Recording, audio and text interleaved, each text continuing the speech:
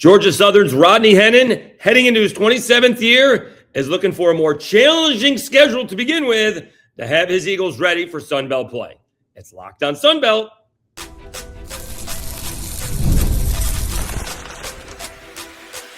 You are Locked on Sun Belt, your daily podcast on the Sun Belt Conference, part of the Locked on Podcast Network, your team every day. Dave Schultz, Locked on Sun Belt, your teams every day. Today's episode is brought to you by FanDuel. It's the last call for football on FanDuel. If you're a new customer, bet just $5 and get $200 in bonus bets if you win. All right, really had a great time talking baseball with Rodney Hennon. Has been at Georgia Southern forever, about a quarter of a century or so. Had a very solid playing career. We talk about that. Played a little independent ball, but then got into coaching almost immediately. We talk about what went wrong in 2025 and how to improve in 2026. We talk about scheduling, and he did schedule a couple harder opponents early on to face some more challenging arms, and hopefully that'll have him ready for Sun Belt play. And, of course, he tells us how they use the portal and who has impressed him so far in practice, as we are now about less than 2 weeks to go before opening day. He's the head coach of the Georgia Southern Eagles. He's Rodney Hennon, and he is Locked on Sun Belt. Welcome back to another edition of Locked on Sun Belt, your teams every day. I'm your host, Dave Schultz. Thrilled and honored to have Rodney Hennon on, the head coach of the Georgia Southern Eagles, as we continue to preview the 2026 Sun Belt baseball season. Coach, heading into your 27th season, and you got this job, like this was your second job, I think. Correct me if I'm wrong. Did you ever think you'd be spending more than a quarter of a century at Georgia Southern? Honestly, David, no, I don't. I couldn't have told you that 27 years ago. But I tell you, been very blessed to be here. Love Statesboro, this community, obviously Georgia Southern, and been in a situation over the years where I think we've been able to build upon. There was a strong foundation when I got here. Jack Stallings for years, he was here 24 years before I got here, and had built a really good program. Before him, Ron Polk.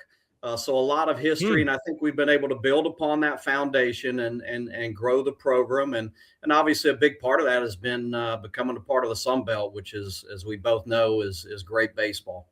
All right, you're a pretty good ball player from what I saw. And again, we're about the same age because you were a junior in 92. I just graduated in 91. Was there a pro ball opportunity? Because you were pretty good.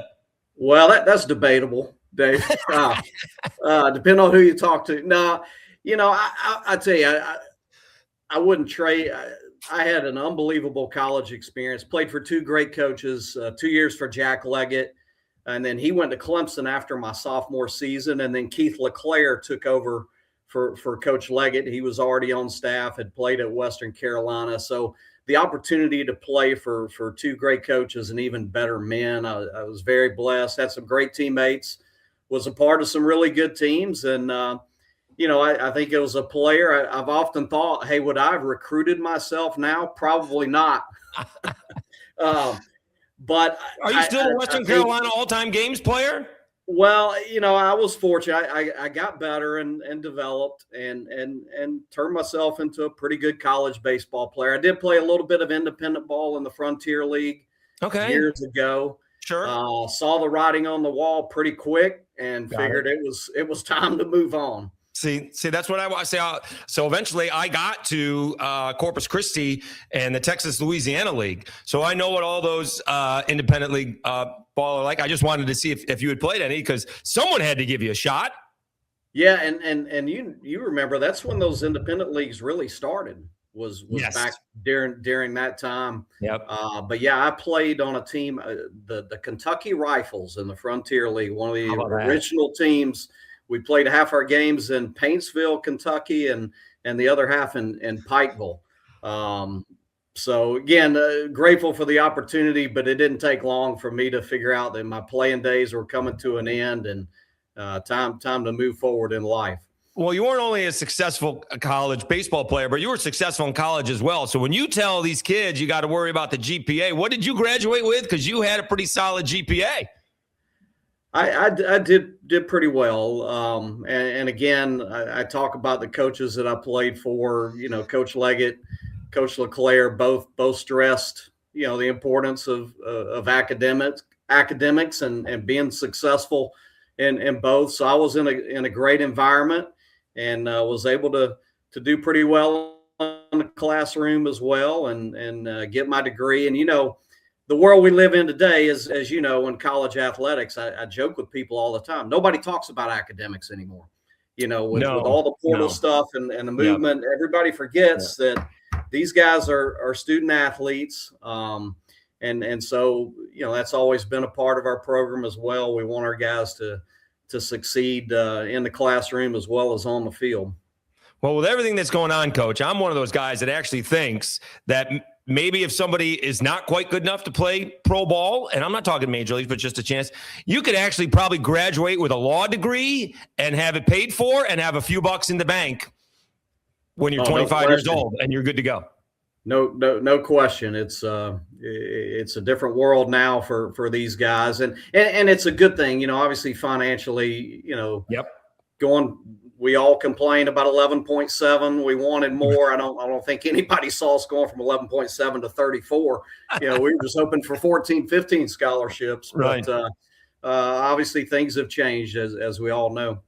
All right, we're talking with Rodney Hennon, the head coach of the Georgia Southern Eagles. Recap a little bit of 2025 for us. Yeah, Dave, it was, as a whole, it was a frustrating year for us. I thought there was a stretch there. We had an 8 or 9 game stretch right up before the midpoint in the season where I thought we played really, really well. I think won maybe 8 out of 9 during that stretch. That was coming off. Our first conference weekend was at Coastal Carolina last year, and tough way to open up. And I left there thinking, man, that's a pretty good weekend rotation. And obviously that proved true throughout the year. But coming off that, we bounced back and played really well for the next 8 or 9 games.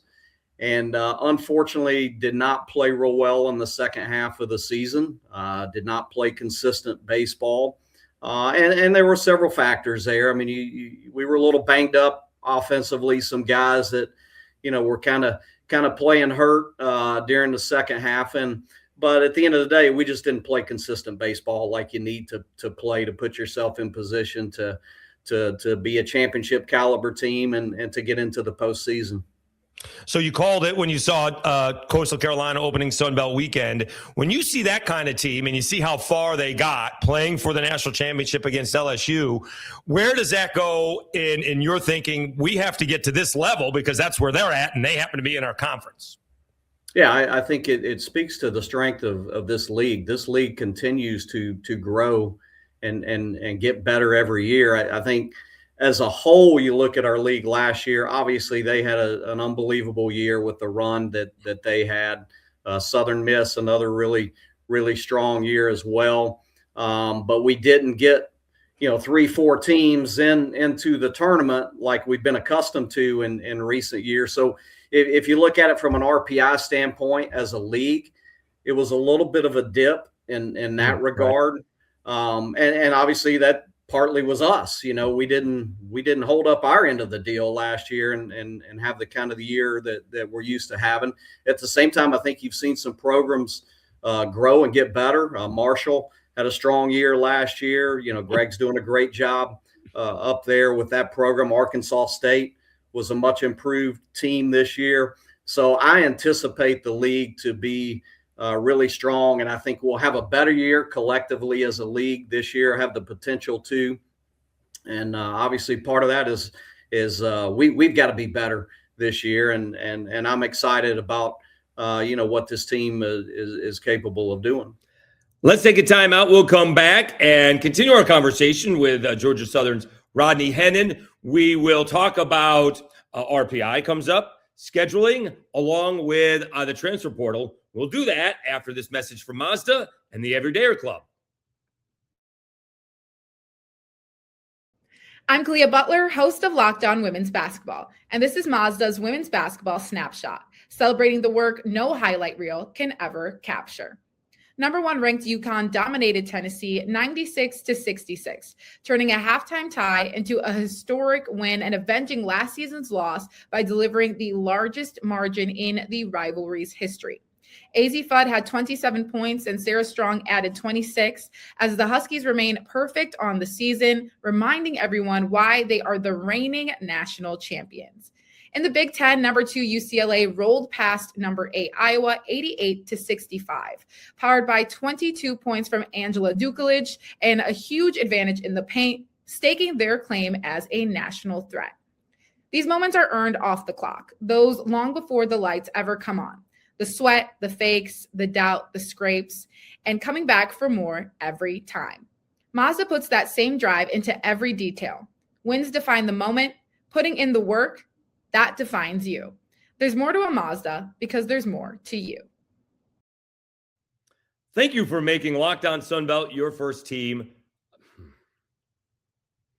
Thank you for making Locked On Sunbelt your first listen of the day. And thank you for making Locked On the #1 sports podcast network.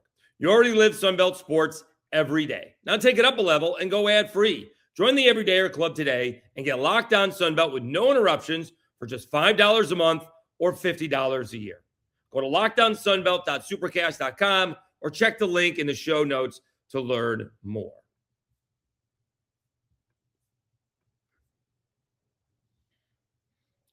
All right, Dave Schultz, Locked On Sunbelt, your teams every day. Let's continue the conversation with Georgia Southern's Rodney Hennon. We discuss RPI, scheduling, and the transfer portal. Talking to Rodney Hennon, head coach of the Georgia Southern Eagles, Locked On Sunbelt, your teams every day. All right, so the first mention of RPI is January 28th. I think it was Mike Silva from Arkansas State who mentioned it. Maybe it was Ford Pemberton from ULM, that they want to lift their RPI so it helps the whole league. And you just mentioned that we had a dip. Some of that was on us. That's the whole thing, because this is the one sport, maybe softball is as well, where the Sun Belt can get multiple bids into the NCAA tournament. And I'll give you an RPI example. Before Southern Miss goes on a 17-game winning streak and doesn't lose until the Sun Belt championship game against Coastal, they were bubble team. They were in the 40s. They weren't going anywhere. And then they won 17 in a row. And I don't know if you know this, but those Southern Miss fans are a little passionate, so they let me hear about it. But that is absolutely a thing. It's going to be a ridiculous question here in January, early February. When do you start looking at RPI? Is that something that you do when you set the schedule? What could it be? Obviously, if teams aren't as good as you think when you schedule them, that's one thing. But, are you thinking RPI as you're making the schedule throughout the season? Where are you?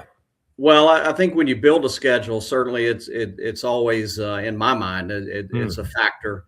Now, you can't predict from year to year, as we all know. Right. And maybe even harder nowadays with all the movement with the transfer portal and college baseball, probably even more unpredictable. But certainly when you build out a schedule, you want to play teams that you feel like are regional caliber teams. And you know that you're going to play good people within the league. I think the good thing about our league is most years when we all take care of our business and do our part, you feel like if you're in the top half of the league, you're going to be in position to be in the discussion late in the season. And just looking at our schedule right now, I do think we've built a schedule where we have an opportunity to build a resume. Now we got to go out and perform and win ball games. But depending on which polls you look at, I think we have 5 teams on our schedule that are, preseason top 25 teams. But really, I think once you kind of get into March and get into conference play a little bit, you start to get a better idea of how that RPI is going to play out. And I think we all keep up with the teams that are on our schedules, how they're doing, after we play them, throughout the season. Are you looking for those RPI teams? Because a couple of years ago, I think the Cajuns had a rather soft schedule. So they set themselves up. Deg set themselves up. They had to win like 45 games because the RPI wasn't going to be good enough. And you know what? They did. But they ran out of gas a little bit, although they did get to this regional championship, I think they were one and done in the Sun Belt. How do you gauge, being ready and rested as the season goes on, especially in Statesboro, where obviously it's going to be a little chilly to begin with, but boy, those May nights are going to be, those weekend games are going to be tough and take a lot out of them as the temperatures and the humidity rise. Yeah. That's a good point. I mean, obviously, whether you play a really tough schedule or it's a little bit lighter on a given year, you still got to win games. Right. You can play the toughest schedule in the world, but if you don't go out and perform and win games, then that's on you. I do think, in 22 when we were in position to host, a big strength was our non-conference strength of schedule. I think finished second or third in the country that year. So there are some advantages, but obviously you got to go play and you got to win. And obviously, when you're building a schedule, to your point about late in the year and fatigue, just trying to be as smart as you can in terms of, who you're playing at home during the middle of the week, depending on what your travel schedule looks like on the weekend. For years, we were in the Southern Conference, which was a bus league. So most of our trips were all bus rides. Now, in the Sun Belt, you're usually going to have one or two flights a year. So you've got to consider that and be a little bit strategic on who you play, when you play them, and where, as best you can. So that is a thought process once you start to get into the back end of the season. Yeah, for instance, one thing we've got a trip. Our first conference weekend's at JMU in March, and the way it's worked out, we're on spring break. We're going to fly up on the way up, and then we're going to bus back.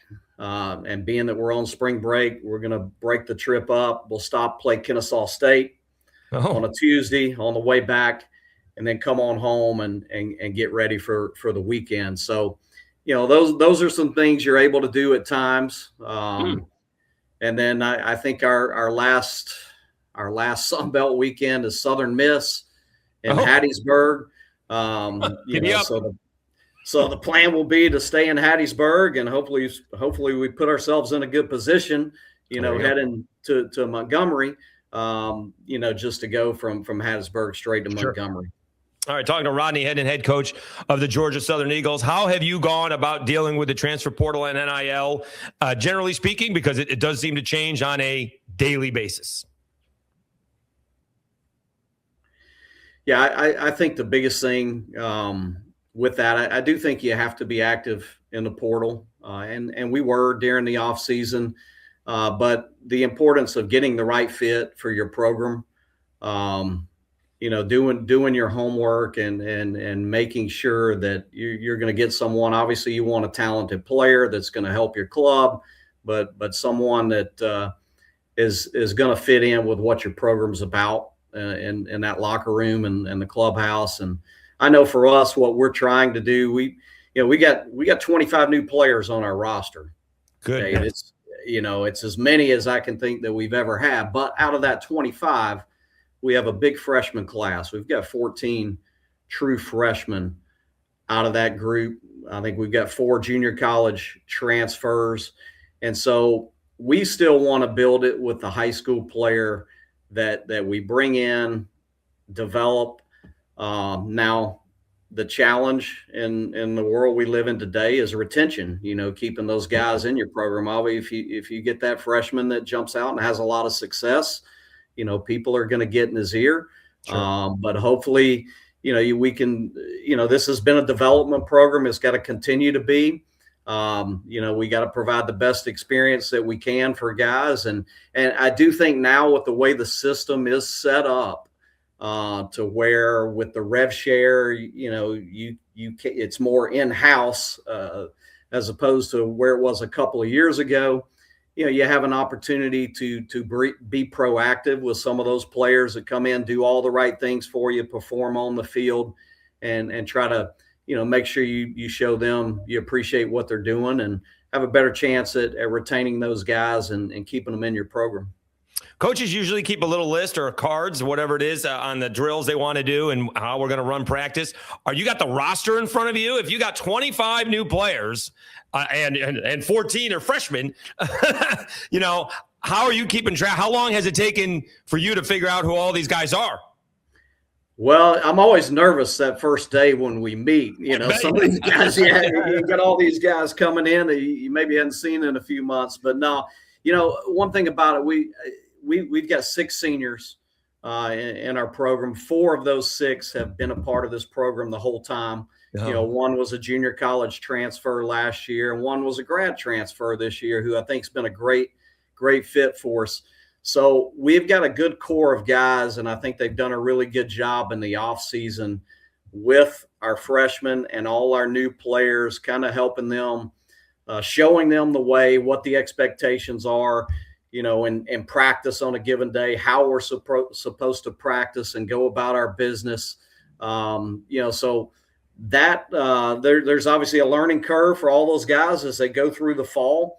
And building a team every year is a continual process. You start it when you meet in August, and still as you get into the season, that's an ongoing process, especially when you start to go through a 56-game schedule, and everybody's going to be hit with some adversity along the way, and how you stay together and work through that.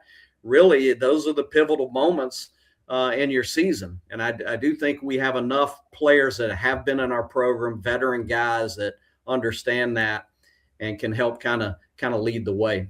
Yeah, how important is that? Because that's another way of putting that. These guys are setting the culture. You guys, you have the culture, you set the culture, but these guys, maybe are integrating the culture with the new players. Because it's one thing coming from the coaches, it's another one coming from the players. How important is that?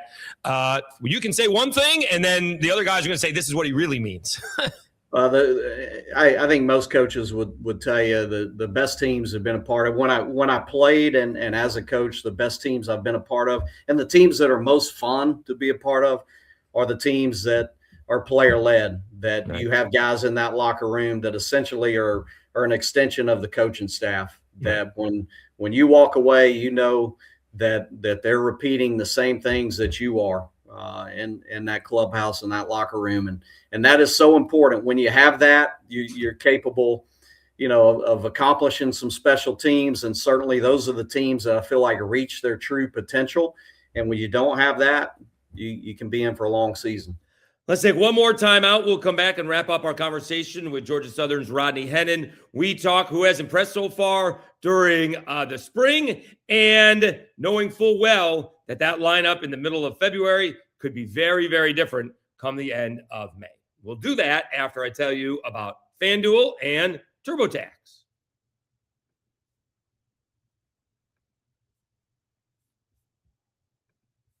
It's the last call for football on FanDuel. One final Sunday, one last kickoff. The final chance to get in on the action before the NFL season officially comes to a close. This is Super Bowl 60, and FanDuel is making sure you're right in the middle of it with a special offer just in time for the biggest game of the year. Whether you're backing the favorite, riding with the underdog, as I am, or building one last same-game parlay, this is the game everyone's been waiting for. This is where predictions turn into plays, stats turn into storylines, and every snap feels bigger. It's the perfect way to cap off the season and make the Super Bowl even more exciting from kickoff to final whistle. If you're a new customer, bet just $5 and get $200 in bonus bets if you win. Make it count, because after the Super Bowl, the season is over. Last call for football on FanDuel, an official sportsbook partner of Super Bowl 60. Visit FanDuel.com to get started. And TurboTax. Tax season doesn't have to take over your life. This year, TurboTax is making it easier than ever just to hand things off and move on with your day. With TurboTax full service, you can have your taxes done for you by a trusted local expert, start to finish, without the stress or guesswork. Instead of spending hours trying to figure out forms, you can meet with a local TurboTax expert in person or connect online. They handle everything from W-2s to self-employed forms and work to get you every deduction. You can upload your documents, go about your day, and get updates right in the TurboTax app. It's a huge time saver and gives real peace of mind knowing an expert is handling it. For a limited time, you can have your taxes done by a local TurboTax expert for just $150 all in if a TurboTax expert didn't file for you last year. Just file by February 28th. Take taxes off your plate and get back to your life. Visit turbotax.com/local to book your appointment today.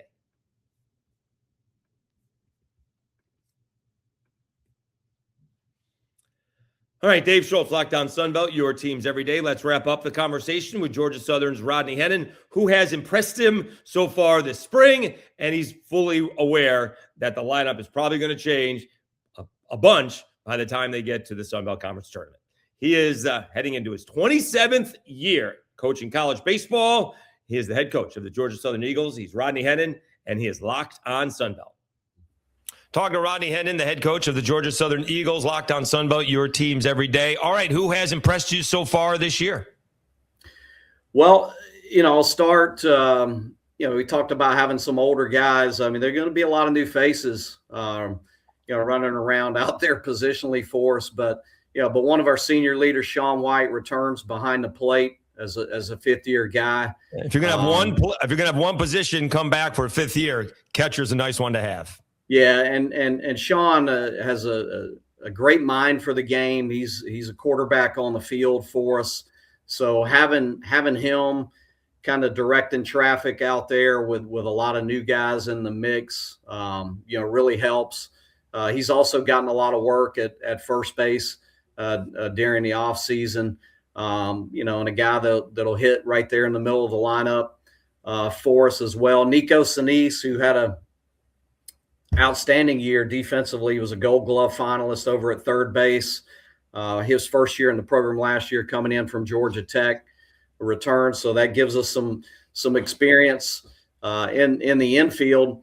And one of the transfers that we did bring in, James McCoy, who is a versatile player, a Georgia kid, grew up in Georgia, has been at the University of Kentucky, grad transfer, but has the ability to play any of the three outfield positions, can play both corner infields as well.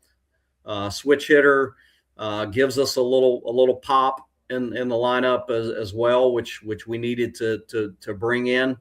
And, I talked about fit earlier. He's been the right fit. To give you an example, he was voted as one of our captains, along with Shaun White and a couple other seniors as well. So I think that speaks to the buy-in that we've gotten from James. In the infield, Jack Myers, a sophomore, got some playing time last year. We're excited about how he's continued to progress. We'll have a junior college shortstop coming in. Grant Jordan, who was part of the national championship team at Pasco Hernando last year. So coming from a winning background. And probably the area I'm most excited about, Dave, just going into the season is our outfield.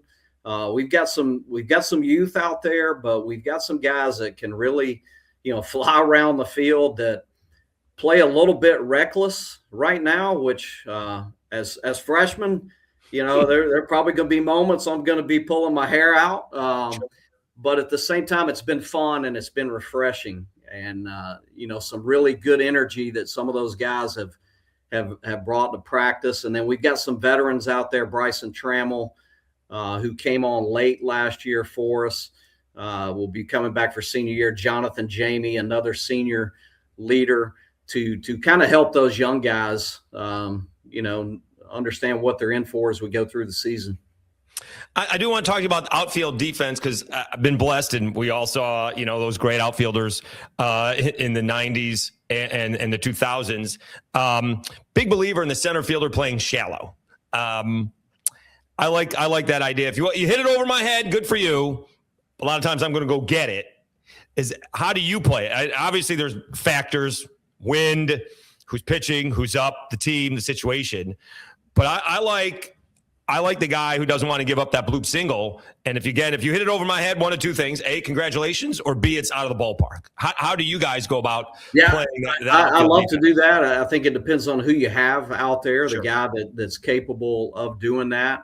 Right. And I think, one thing that we're excited about is there's enough athleticism in some of these guys. We've got some options out there. one player that, really was probably the biggest surprise coming out of fall practice was a true freshman Mason Gazaway, who runs well out there, but really sees it well off the bat. We had a really good center fielder on our 22 team, Parker Beatier, who really saw it well, went back on the ball as good as anybody I've had. Yeah. Mason has a lot of those instincts that Parker had. He's probably a little better runner than Parker was. John Davis, KT Thompson, a couple of other freshmen that are capable of playing center. So, we feel like depending on who we're trying to get in the lineup, we can put 3 guys out there together in the outfield that can cover a lot of ground and obviously help our pitching staff. A few more minutes here with Rodney Hennon, head coach of the Georgia Southern Eagles, Locked On Sunbelt, your team every day. All right, how do you use the pre-conference scheduling? Is it still more spring training-esque, trying to get that weekend rotation? You said you got a lot of new players. I mean, it's a couple more weeks to go, so you can still figure things out. But last year, Mike Silva made a lineup change and a position change, and that's when they took off, and that was in the middle, well, not the middle of the season, but a few weeks in. How do you go about using the pre-conference schedule so you are set when the Sun Belt is ready to play each other? Sure. Well, one thing about it, they all count, all 56. Sure. Yes. So, but at the same time, to your point, you go through fall practice, you've got a pretty good idea coming out of the fall what you feel like your roles look like, whether that be positionally on your pitching staff, then preseason practice. But then when the lights come on and you start playing, that can change. And I'll tell you, pretty much I've said this for years, the lineup we start with opening day and usually the rotation of, I don't know I've ever had a year it's the same lineup when you go to the tournament in May. Right. It's going to change for whatever reason. So you are going to learn and find out a lot. I do think you need to find a way to get guys out there and see what they can do in a competitive environment. One thing that is helpful is having the 2 play dates in the fall really helps, but still there's nothing like lining up and playing when it counts in the spring. Right. And so certainly we'll try to get guys out there, get as many opportunities for the guys that we feel like are kind of in the mix early, and see what they can do. And we got West Virginia opening weekend and then Georgia Tech coming behind them. And then we go on the road to South Florida right out of the gate. So, and again, at the same time, playing a tough schedule, I do think you learn more about your team. Sure will. You're trying to build a resume but where you are deficient in some of those areas, playing good people, it's going to get exposed, and you can learn more, hopefully make the adjustments that you need to play. And the whole key is to try to get better as you go. And especially when you have a lot of new faces like we do this year, obviously we want to get out of the gate strong, and we're going to play some really good people early. But the key is that we grow and continue to get better as the season goes, so that you're playing your best baseball, down the stretch come tournament time. Who's exactly responsible for that exciting yet daunting schedule to begin the season? Well, sometimes I don't know. I question myself sometimes, but sounded like a good idea at the time. yeah, that's right. That's right. But like you said, you're going to learn a lot about it when you do play programs like that. We're going to find out where we're good and where we can change some things.